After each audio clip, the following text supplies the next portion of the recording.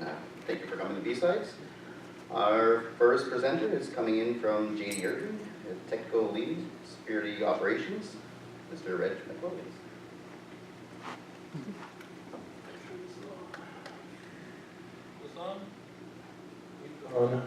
Hello. I'm sure you need it in here. I lost a clip. I'll carry it. So as mentioned, my name is Reg MacWilliams. I'm with, although I do work with JD Irving, I'm here on my own accord. The company certainly supported me over the years, you know, just disclaimer, all these opinions are my own, not my employer's. You know, so in case I say anything stupid or embarrassing, can't go fault company for that. Certainly supported me over the years in developing my career and where I'm at. I've been in IT for over 20 years now. I have 10 in security, but I was doing the math last night. It's probably closer to 15, so maybe I just think I'm younger than I actually am. I've usually always been a defender, so working on perimeter controls, be it firewall or IPSs, a little bit of endpoints, used to do some server security. So kind of a jack of all trades, but always kind of focus on the defender side. The last couple of years though, you know, I started to move towards the offensive side of things. So we had ethical hacking. I want to get into, you know, getting certified in web application pen testing, working towards some around mobile devices and security around that, breaking into those, engage in app security. As I said, like I've kind of seen both sides of the fence when it comes to, you know, IT and the offense versus defense. So a couple months ago, saw that Curtis, you know, put out the call for papers, and figured I'd throw my name in the hat. So I've spoken before. I used to run a monthly security clash, which is like a monthly event that we ran. You know, talking about different security ideas, different presentations. Caught a lot of steam. As Mountain just doesn't have the enthusiast for security, I guess, as Fredericton or Halifax does, but that said, it was still a great experience. So anyways, you know, figured I'd throw my name in the hat to speak, and they needed a topic. So I went with, you know, an arms race in security. Obviously, you know, it wouldn't be a security conference if you didn't have at least something doing a military reference. Admittedly, I'm not a military historian. I've never read The Art of War. Cosmo's going to hit me, but I've never actually watched a full Star Wars movie. So, with that all said, I kind of get the gist of it. So, and you know, I think there's a lot of connections between, you know, we'll say between good and evil, or the two different sides. So, you know, within arms races, you know, there's obviously traditional military arms race, and you know, even within that, there's a couple of different facets. You think of the nuclear arms race between the USSR, the States.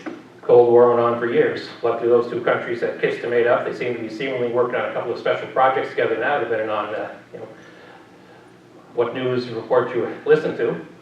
Then you got you know, the more traditional you know, weapon-based stuff. So you know, on the left we have a, you know, battleship from the 1800s, early 1800s, and on the right you have a, you know, more recent generation. Well, I guess it's still about 70 years old now, but you know, the German Bismarck.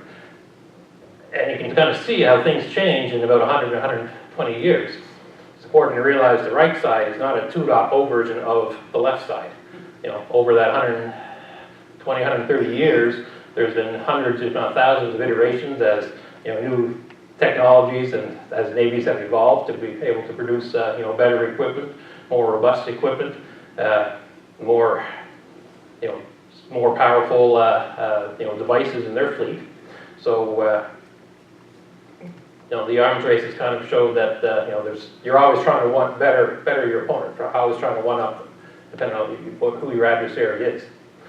So, then what's ironic, and I shouldn't say ironic, but, you know, towards the end of World War II, the battleships kind of became not quite obsolete, but less important. Different technologies such as aircraft carriers actually replaced them in terms of capabilities, because, you know, able to launch planes from the middle of the ocean could do more targeted attacks. So the battleships kind of deprecated. And you can kind of see a similarity in IT. You know, for the longest time, you know, we had firewalls and traditional signature-based antivirus, which was the only defenses. Now those companies, some of them, I apologize to any sponsors here, but some of them are struggling to keep up with, defending against the, some of the modern attacks. So some of those are losing ground space to young startup companies who have more agility, more flexibility in how they can protect. Another kind of arms race, and we can thank Wikipedia for this, as I Googled my topic, or looked up my topic beforehand, but evolutionary based, so in nature. Basically the arms race that happens as life evolves among nature. So a good example would be bats and moths. And I didn't realize this. Well, I knew that bats use sonar technology. Basically they do a click, and depending on the echo, that's how they're able to pick up insects. That their food source. So anyways, food source for a lot, for them would be moths. Moths have evolved to be able to listen to, the sounds and be able to, essentially sonar jam or apply some kind of acoustic defense so that if they, they sense a bat in the area, they were able to adapt and, avoid getting eaten by it. Bats later on evolved to, they kind of learn about this or new traits within species. They were able to, they started to adjust their frequency to kind of confuse the moths, and they, started to be able to eat the moths again. The moths basically developed a skill. They could tell if they were being hunted or if they were being, if the bat was just flying by, and so maybe they weren't at risk. Another example is invasive species. So, any Simpsons fan here? Anybody ever watch Bart versus Australia? So, from 1920s, 1930s time frame, Australia had a problem with insect. I believe it was a cane beetle who was infesting their crops. So their solution at the time was to bring in these cane toads from another country. Australia being an island, they don't have the same ecosystem that other places do. So anyways, they released the frogs into the wild after a little bit of testing, and basically found out that not only did the frogs not eat the cane beetles, they had no natural predators. And any predators that did try to eat them, they had no immunity to the frog's poison. So they would actually, some of the species were at risk of dying off because they were eating frogs. So, it sounds almost like maybe, whoever was behind this didn't do enough QA testing before releasing this into production. Or maybe the senior advisors didn't necessarily, at the change review board didn't ask the right questions. Thankfully, that's not an IT problem, right? They get it everybody waiting for it. That's right, yeah. Fail fast.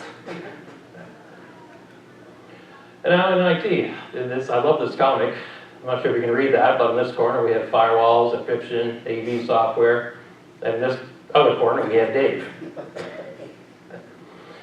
And I'm not here to pick on Dave, but every organization has a Dave, right? And depending on, I'm not sure if anybody from Bostron's here, but depending on the statistics, probably 10 to 30% of your users are Daves. They're the ones that are going to click on every email. They're the ones that are going to, pull files from their quarantine folder. They're going to stop at nothing to open up invoice PDF. That's absolutely what they want to do, right? And that's, users are different than IT people, and we'll talk about that in a little bit, but essentially that, it's a challenge. But, users, they're part of the problem, but they're not necessarily all the problem. Admins are a problem. Vendors are a problem, the technologies they sell and how they sell it. Business, their decision makers, within IT are an issue. Maybe you can't make a decision fast enough to defend against, a threat. The business demands, so we absolutely have to have product X in this environment soon, or else we're going to lose its sale, so it doesn't matter what the risks are. So there's a multitude of challenges we've had and continue to have. So we're going to take kind of a quick, probably, it's not a linear view of the internet history, but tradition has shown that anytime we send up something on the internet, there's always an attack or some adjustment made by the attackers to how they try to get the goods, so to speak.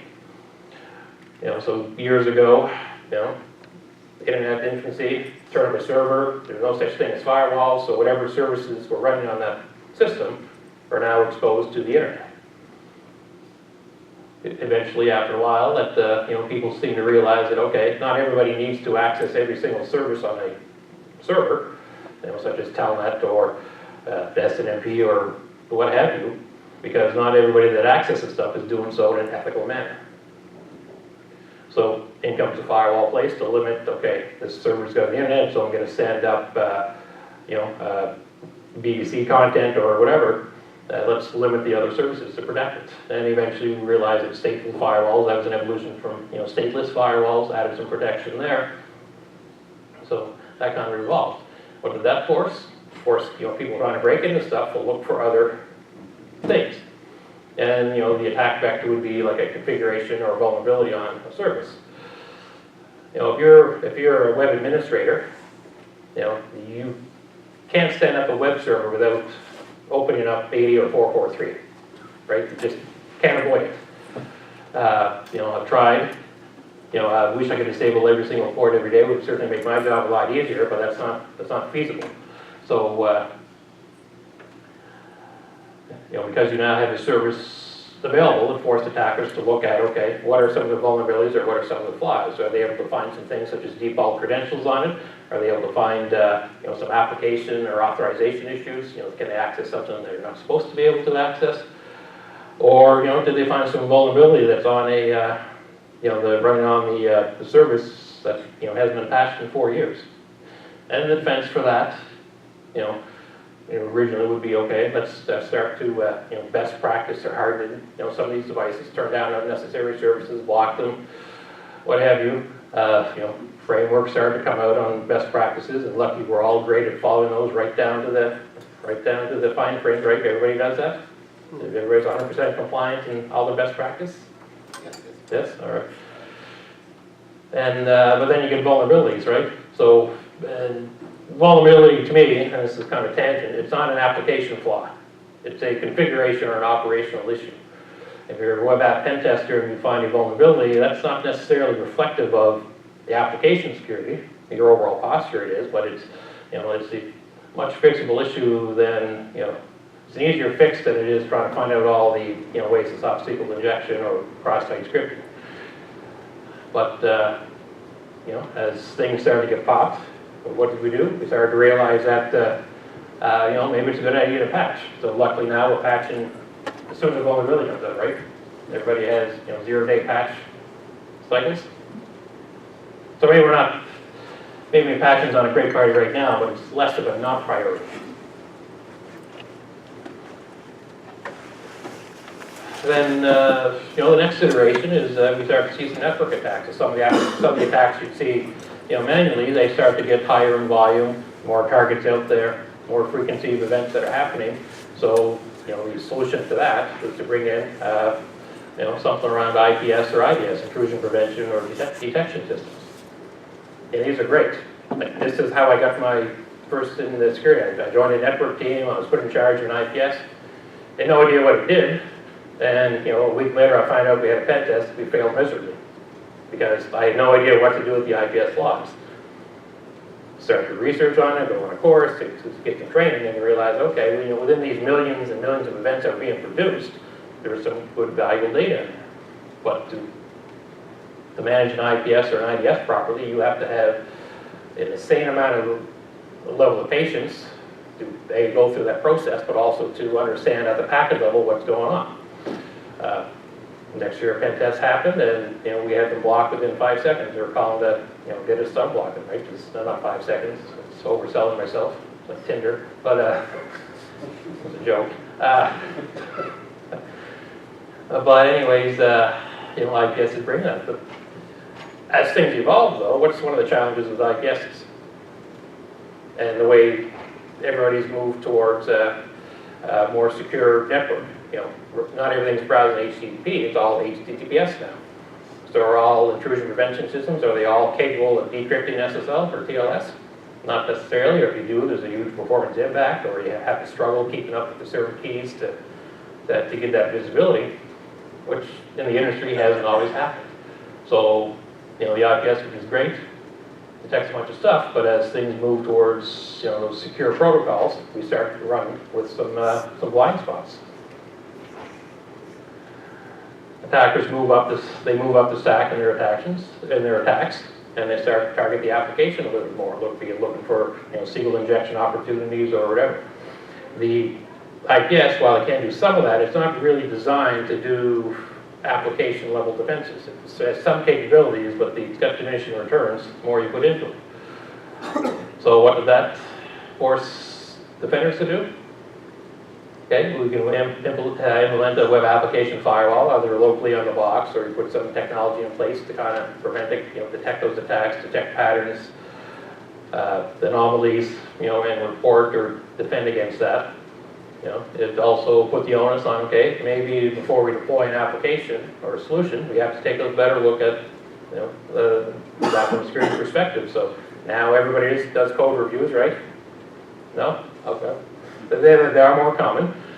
Or you bring in a company to do a pen test before you launch that service to the public. Because it's absolutely a lot better to pay somebody to find your flaws than it is to have your flaws pointed out to you because of a data breach. So that's become more common. I call it a lot of things. And this is just kind of a liaison to threat intel.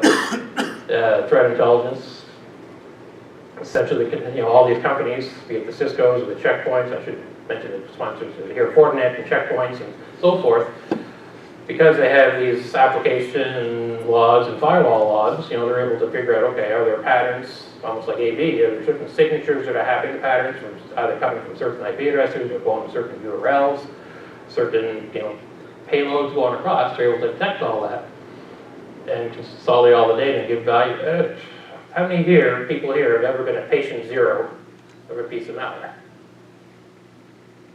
Nobody, right? It's rare that you are patient zero, or even patient 1 or patient 2 or patient 3. So, because somebody else suffered, you've already got, they could hit this malware that nobody's ever seen before, submit it up to, McAfee or Carbon Black or Checkpoint or whoever, and then all of a sudden that goes into their threat feeds, everybody subscribes to it, then that defense against that malware gets propagated out to their other customers. Makes sense. Problem is that those companies don't necessarily always share all their data together. So I read a stat a couple of years ago that threat intel added about detected about 40 or 50% of all potential attacks. I'm not exactly sure what they mean by that, if it's just within their network, but it's not a perfect number. And like anything signature based, it is easy to change your IP address, or change the domain you're coming from, or going to, I should say. Repackage a piece of malware so it's got a different hash or MD5 value. So it's it's still debatable. Threat intel is debatable, but the thing is it's still a lot better than trying to manually keep up on all this. Taking the feeds in from CCIRC or the US version of it, taking all those threat intel feeds and manually inputting into your firewall. It's still a lot better than that. So then the next target is people, right? We go back to Dave. It's easy to it's easy to fish somebody, it's easy to trick somebody. Social engineering's been going on it precedes IT, it's not an IT issue. The whole Nigerian prince thing, I believe I researched that once, and that originated from somewhere back in the 1600s where there was a Spanish prisoner who was trying to get out, and he promised a guard, gave him some story that I got this cousin who's famous, he's a prince, he'll give me lots of money if you can get me out, and so forth. So we're just, some of these attacks we're just seeing from regular everyday not everyday use cases, but they transcend into IT. So with that, you see a lot more products and companies and programs around security awareness and anti-phishing. How many people here run phishing campaigns against their user base? So in a regular interval, you send emails out to find out, all right, who's clicking on something. If they do click on a link, are they submitting their credentials? Do they stop? What point in the process do they get caught? Then, afterwards, you take that information and you try to educate the user, saying, okay, this was a phishing link. This is why. See the URL. This is why you shouldn't, send your credentials here. IT will never ask for your password, and so forth. So, there's been more of a push in that. Especially in the enterprise space, small, medium business space, probably not as much.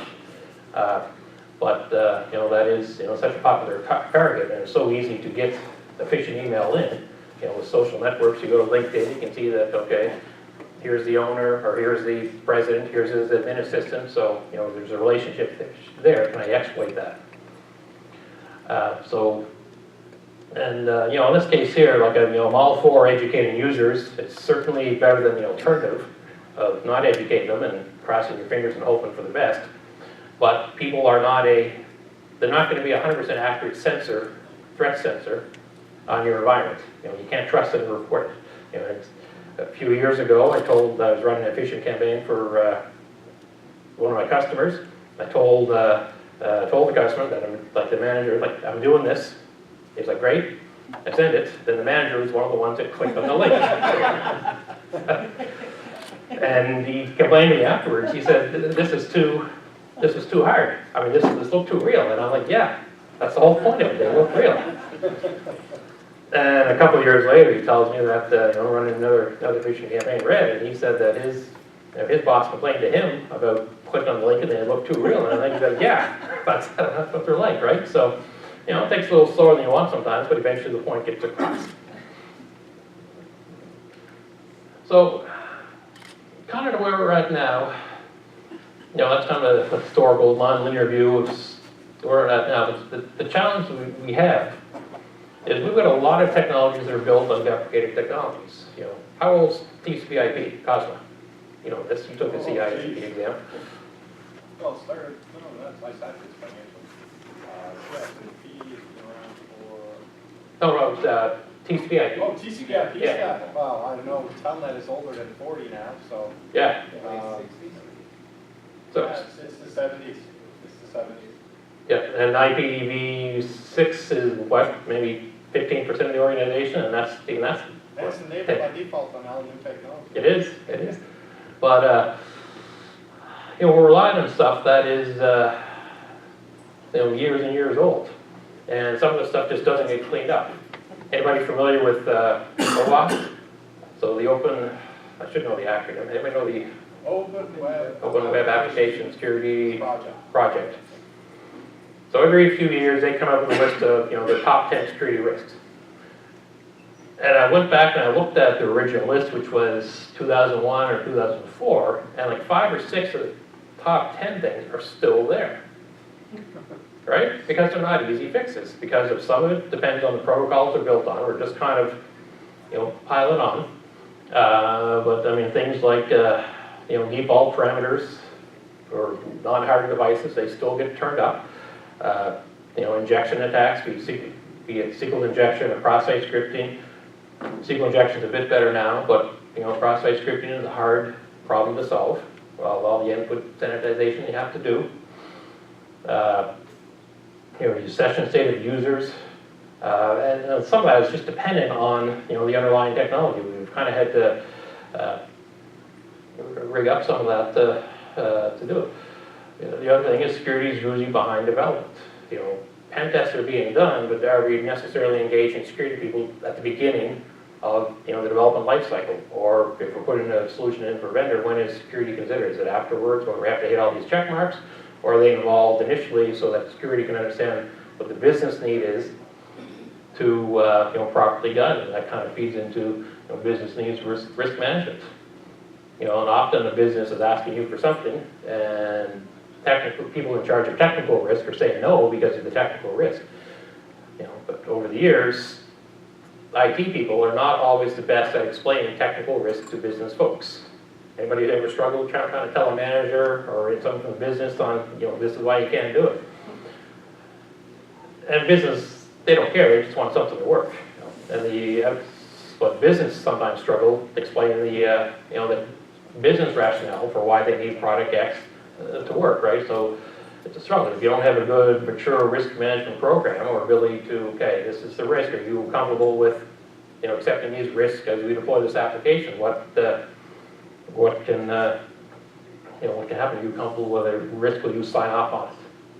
So there's certainly some challenges there. But because of all this, we're essentially, we can't just tear down the internet and how things work and build it up from scratch. it's not possible, right? So it's like, the analogy is we're trying to fix an airplane while we're flying it. So, good airplane.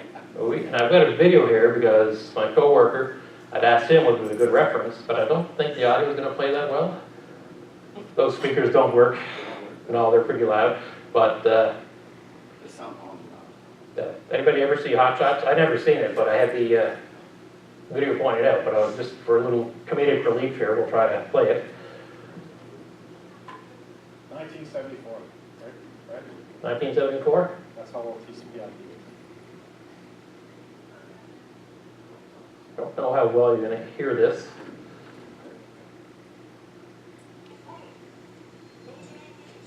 You hear that at all, or? Switch your mic on, Mike. Got subtitles. Okay. Switch your mic on.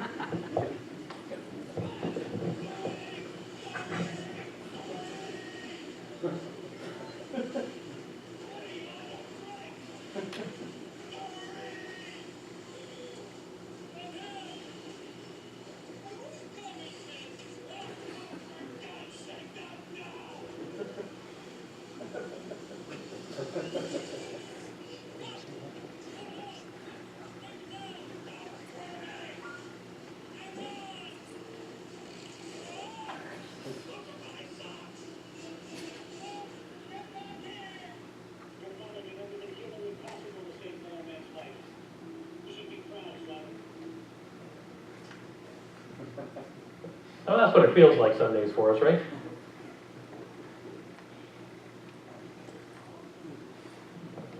Way back here.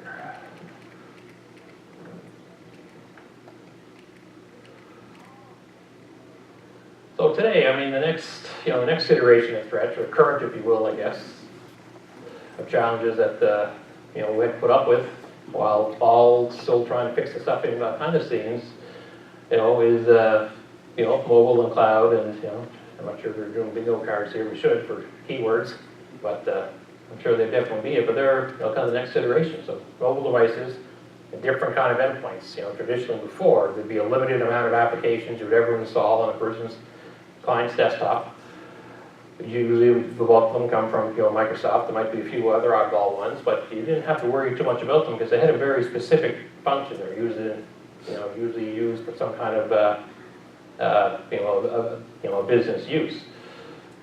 Mobile devices certainly change that. Anybody ever have to get asked to install a non-business needed app on an employee device? Not a single hand here, bunch of liars. So when that happens, right, and mobile, with mobile apps, it's tricky because anybody with a dog can write a mobile app and get it published into the Play Store. It is just ridiculous. App Store, they do a little bit more vetting, but it's just, if you ever look in the Play Store, it's just a sheer ridiculous amount of apps that are out there, and some of it is just nothing but spyware. If you take a look at some of the, basic apps, like a flashlight app that requires access to your calendar, your contacts, your, device storage and all this, then why? Does a flashlight really need access to that?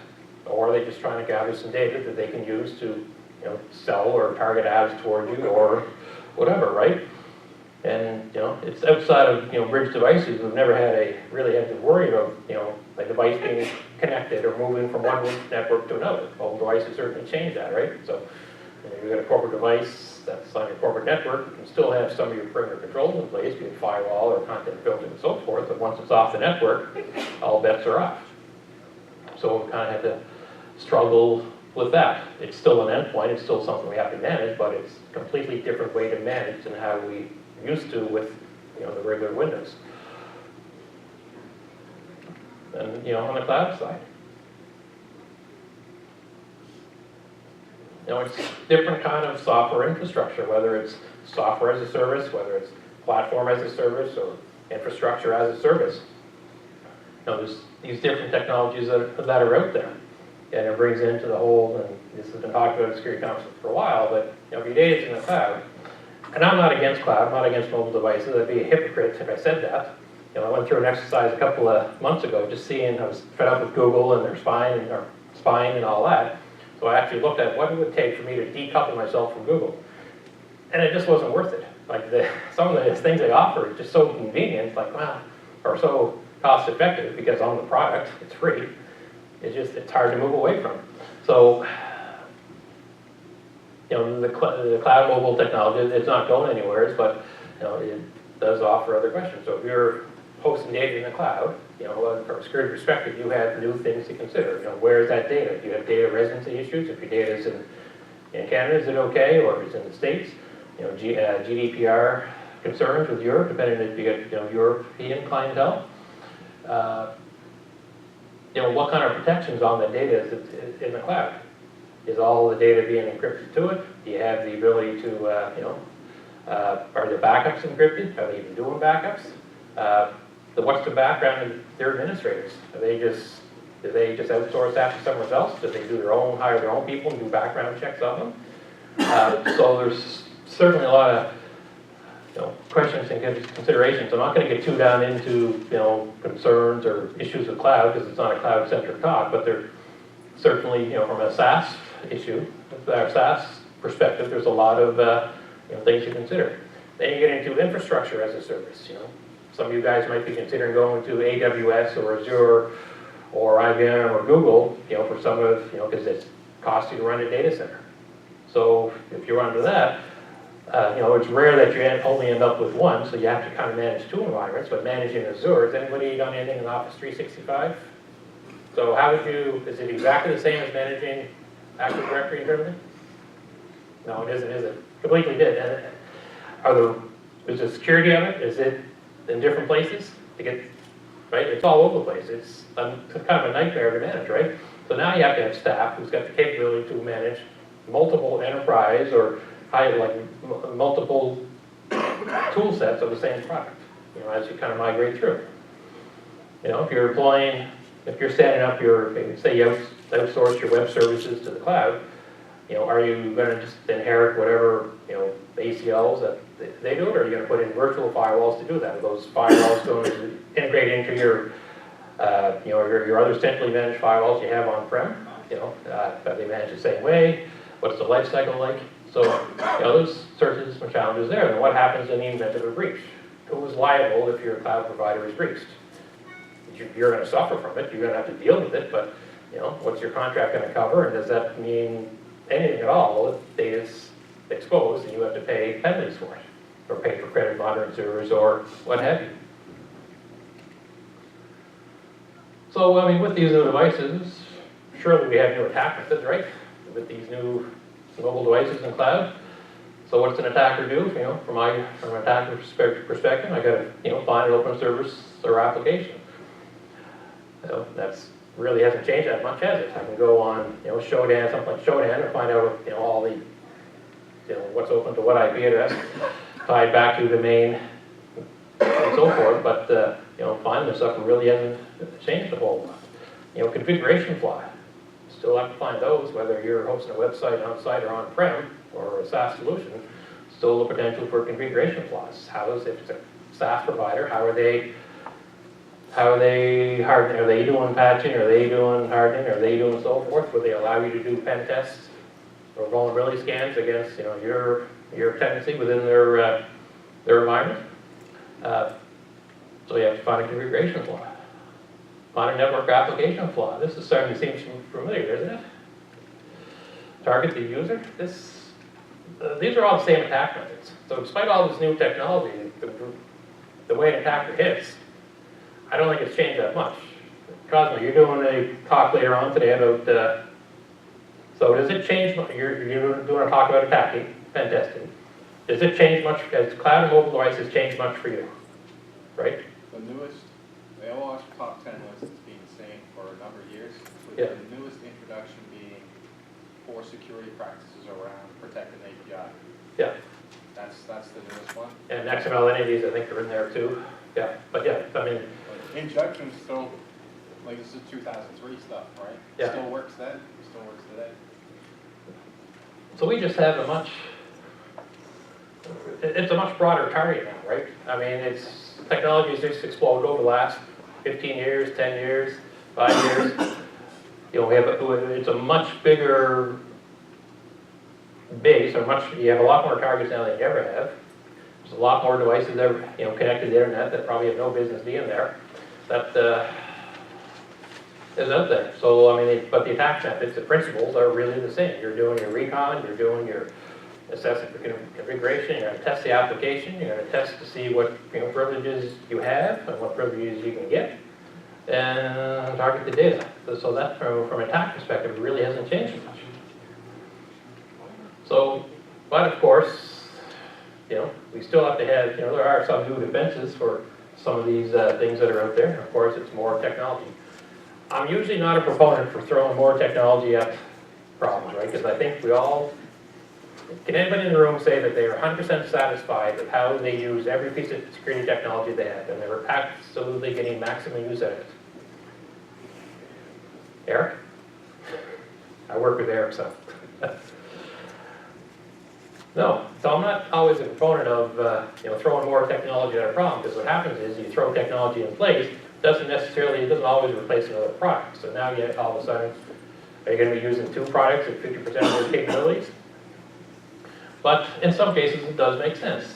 I mentioned before, and this is kind of a recurring theme when you go to security events, but there's some serious limitations to traditional antivirus, right? So EDR, which is a kind of a next iteration of that, or an add-on, I guess it's what they call it now, next-gen EDR, where it kind of does, you collect all the logs, collect all the changes made to the machine, all the processes that are spun up, all the changes made to the registry, all the changes that are made to users' accounts. And, they've started to implement in some of the, the signature-based stuff as well, where they can detect known malware and block it. But what does that mean? I mean, you still have to manage your product, which is what we're doing with antivirus now, right?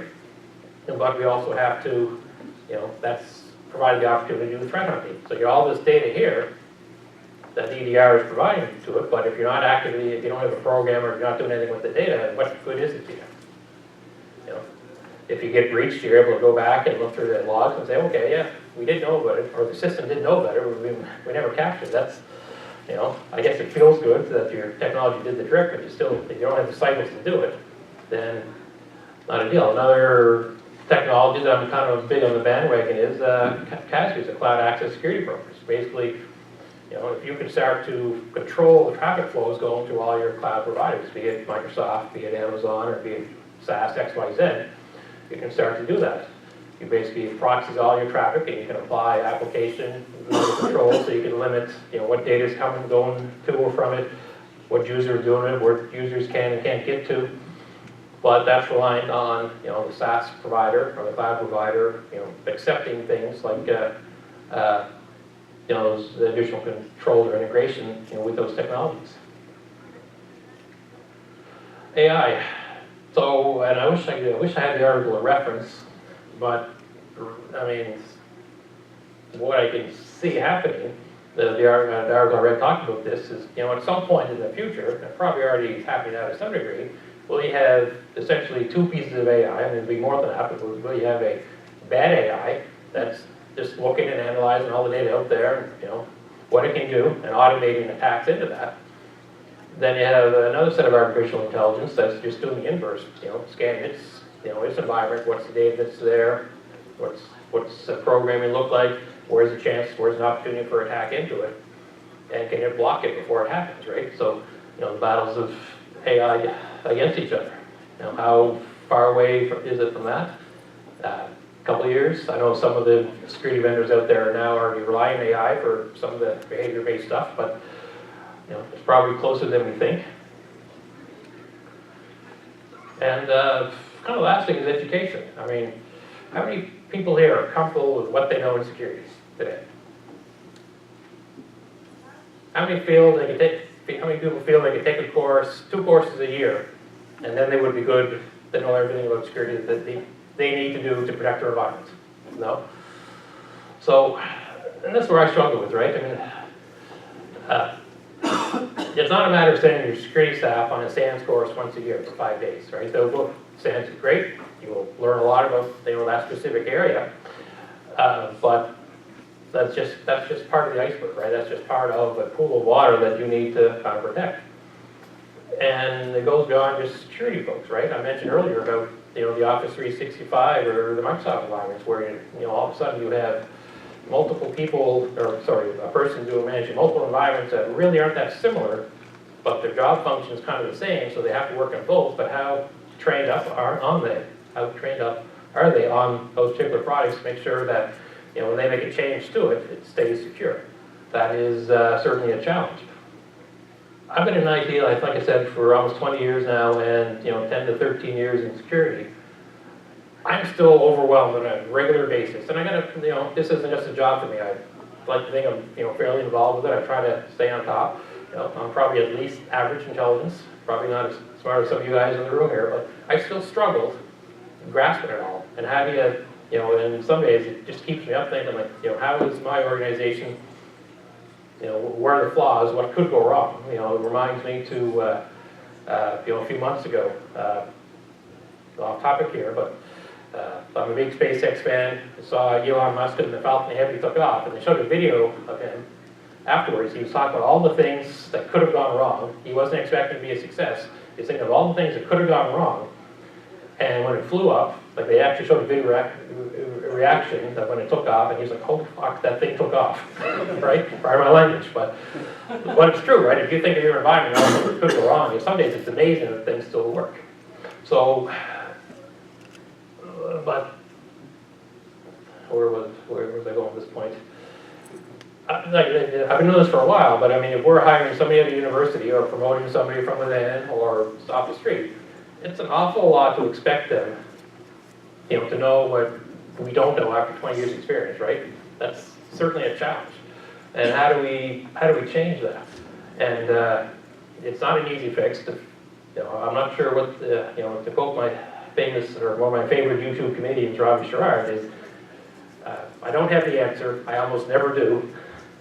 But it's not a straightforward fix. And this is kind of, I'm going to segue into this because a couple of weeks ago I had the pleasure of, go further back. A couple of years ago, myself and I just saw him. Did you leave? Jamie Reese was here.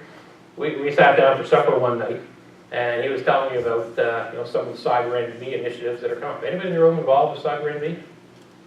Yeah. A little bit? Okay. So, I mean, what the problems, and I knew they were going to target and, invest with UNB, make some changes there at the university, but Jane was talking about was that he was actually down at the meeting with the high schools and the middle schools on changing the curriculum for computer and focused it on security. So, and to me, that's great. So a couple of weeks ago, I had got asked to participate in the Cyber Titan program. Anybody familiar with that? Okay, so essentially the high school and maybe even middle school now. Yep. Yeah. So teams from middle school, teams of 3 or 4 or 5 students get together and participate in. I think it's mostly around defensive security, like hardening OSs. Yep. So I get engaged with my former high school, and I went in there. It was a school of 1,000 people, and there was at least 40, maybe 45 students in there. So 4% of the school, that's not an insignificant number, that's a pretty good chunk.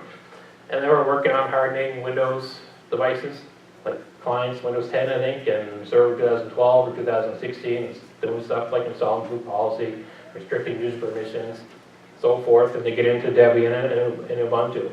But what impressed me is that there was 40 students, and high school I talked to nobody, and I had no interest in talking to anybody.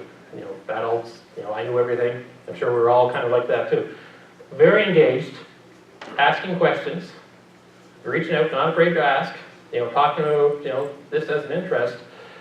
And it was kind of refreshing to see, and like I'm happy to see that the province has started to make an investment in that, but it's amazing that it's, you know, right at that level, right? You get kids who are 14, 15 years old, asking questions on, okay, why do I need to apply security updates? Or why can't this user just have admin access on it? And they're, you know, they're challenging it, but they're also, you know, they're seeking more knowledge, and it kind of gives me hope. And it's, you know, I don't have a strong finishing point, but what I guess I want to ask, I guess, is a lot of us here at NB, probably if we're remote, but you know, the only way that's going to get fixed is probably not by our generation. It's probably going to be by the next generation that has to fix this as things evolve. But we have to make sure we do a good job mentoring and coaching these guys, educating them, working with them, whatever we can, to make our job easier down the road, right? Because, you know, there's no silver bullet in this. It's going to be a community-based effort to fix some of these issues, working together, you know, hoping that these guys take the habits of, you know, security first, when they do, even if they don't go to security, they go into development, as long as they have that security first mantra, you know, or idea, that, you know, we'll probably end up in a, you know, hopefully a better state, even as technology continues to grow. Hopefully we have a smarter, more security-aware group of people working on it. So I encourage you, if you have the opportunity to help with that, you know, by all means, and if you have any questions, reach out to myself or some of the other cyber ND people here too. I'd be more than happy to help facilitate some of that. That's kind of all I had. I probably ran through that a little faster than I thought. Everybody right? All right, so we got time for questions? And there's a microphone there for questions if people want. Not a single question? I answered all your problems just like that? I came in late, can you go back through all that again? Well, luckily it's all recorded, so. Reg, I would say that probably one of the biggest challenges that I've run into with the new technology is that our tools that we've had and we've gotten used to using and have been very effective can be actually, because of the new technology, no longer effective. Yeah. So for example, trying to test using like burp proxy or something like that, when you're dealing with an HTML5 app that does like socket switching, or dealing with a mobile app that uses certificate pinning, so you can't actually capture any of that traffic. It basically has rendered a lot of the tools that we depend on day to day largely ineffective. Yeah, and I mean, the mobile device, like the certificate pinning and stuff like that, that's, you know, I took a SANS course a couple of months ago on breaking into mobile devices, talking around that. And usually you take these courses and there's, you know, at least some form of, you know, a finished product to help kind of help you with it, or at least some commercial products to help you evaluate security on mobile devices. There's none. I mean, there's a bunch of open source tools, and thank you so much for the guys behind that. But I mean, this is kind of a hobby for them that they're doing to, you know, to bring into it. So you know, but it's an opportunity, I guess, for people to, you know, how do you solve that problem, right? And security is about solving problems. But yeah, we are hamstrung sometimes by the tools we have, whereas evil people aren't. They have a lot less constraints than we have.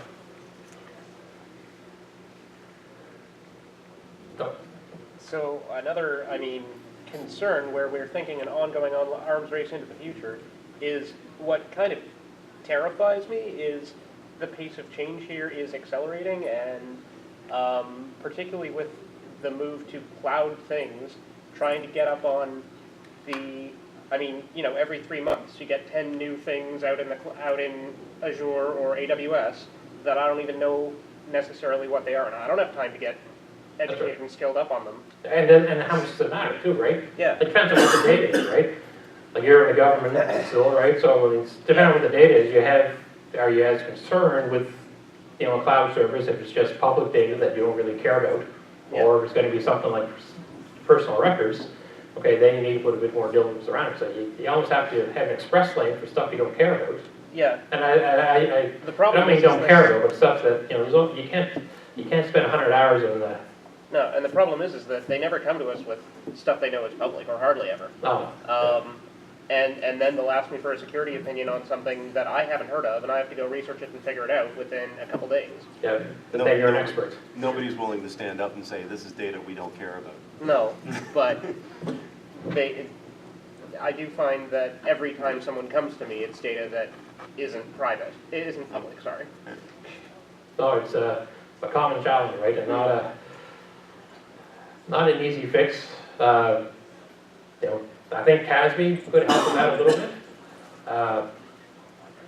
But that's not a cheap solution, and it's not an easy solution to put in, right? Who's gonna manage a cloud access security broker? Is it gonna be your security team? Is it gonna be your network team? Because it does involve, you know, data flows, right, network flows. Yep. Or your infrastructure, or like your server guys, because it's, you know, they always handle some of the web stuff over the years, right? It's, that's the whole other thing is, you know, how large or medium to large organizations with multiple teams, are the security teams optimized to, you know, handle the new technologies as well. Yep.